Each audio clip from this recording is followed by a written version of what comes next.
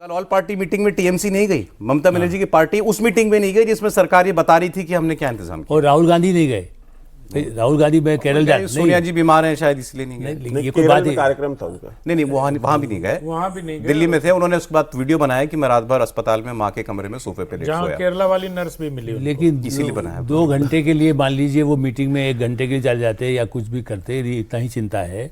ऐसा तो नहीं है कि डॉक्टर के पास आपको 24 घंटे रहना हो। गंगाराम में हमेशा जाती रहे, वो उसके क्या कारण है मैं ज़्यादा नहीं जानता। नेचुरली सब लोग यही चाहते हैं कि वो जल्दी स्वस्थ हो जाएं, लेकिन आप हर साल का गंगाराम का रिकॉर्ड देखिए, हर साल भर्ती होती है। जब भी मौसम बदलता है, जिन लोगों को भी सांस की तकलीफ होती है उनको करना पड़ता है, मतलब उनके और भी कष्ट हो सकता है। तो वो ठीक है, वो साथ में रहे, अच्छा है।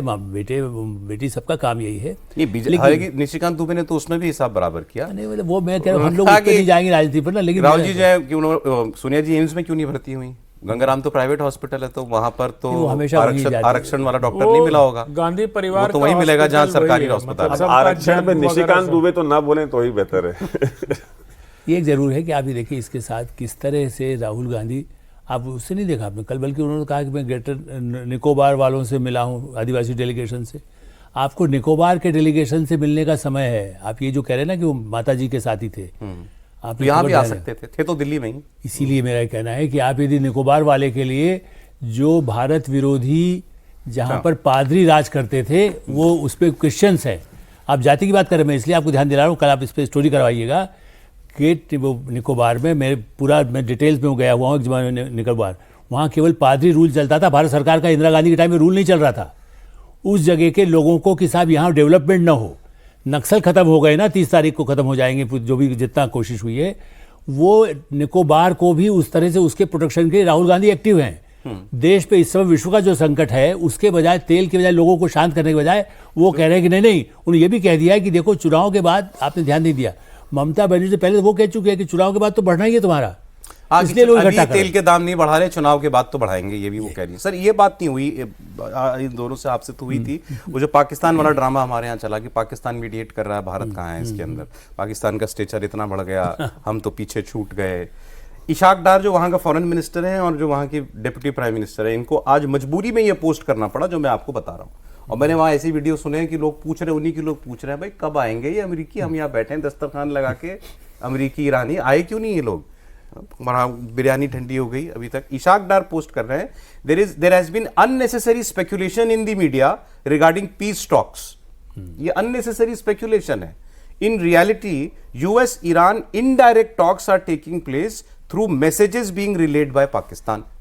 हम मैसेज रिले कर रहे हैं, जो आज एमजे अकबर ने कहा कि वो पोस्टमैन है, वो मीडिएटर नहीं है पाकिस्तान। तो वो उनका डिप्टी प्राइम मिनिस्टर खुद मान रहा है, हम मैसेज रिले कर रहे हैं।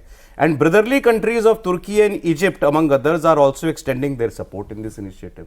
हम अकेले भी नहीं कर रहे हैं, वो कह रहे हैं तुर्की इजिप्ट कर रहा है और भी देश इसके अंदर लगे हुए हैं। पाकिस्तान फलाना we are committed to peace and this that, dialogue and diplomacy is the only. अब पता लग गया आपको पाकिस्तान का कितना रोल है इसमें। चिट्ठी पहुंचा रहा है वो, इतना ही वो कर रहा है, और वो भी अकेला नहीं कर रहा, वो और लोग भी कर रहे हैं। लेकिन हमारे यहाँ डिक्लेयर कर दिया गया कि आसिम मुनीर बहुत बड़ा आदमी बन गया, पार्लियामेंट में बोला भारत नहीं बन पाया। मैं वैभव जी की बात को आगे बढ़ाना, मेरे दिमाग में ये वाली बात तभी आ रही थी जब ये बोल रहे थे कि हम बीजेपी का विरोध करते करते कब भारत का विरोध करने लग जाते हैं, ये हमें पता नहीं चलता। मतलब जो कांग्रेस का इकोसिस्टम है, अब आप देखो उस दिन लहालोट होके सब लोग कर रहे थे जब उसके प्रधानमंत्री के ट्वीट का स्क्रीनशॉट लेके ट्रंप बाबू ने ट्वीट किया था। हाँ, है ना, उसी दिन के बाद तो ये चला। जी। शहबाज शरीफ ने कुछ ट्वीट किया कि पता नहीं क्या कर रहे हैं, कैसे कर रहे हैं, जो भी है, कहा कि हम अवेलेबल हैं, हम होस्ट बनने के लिए तैयार हैं अगर आपको बात तो करनी है। उसके बाद सब लोगों ने इतना स्पेकुलेट करके बढ़ा दिया बात कि जेडी वैंस पाकिस्तान आने वाले हैं और ये होने वाला है। उसमें भी खबर ये आ रही कि JD Vance will come to India first and then go to Pakistan.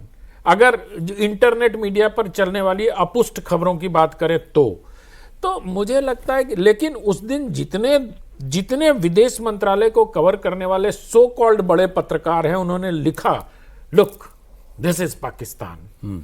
ये किसी ने नहीं लिखा कि लुक दिस इज इंडिया।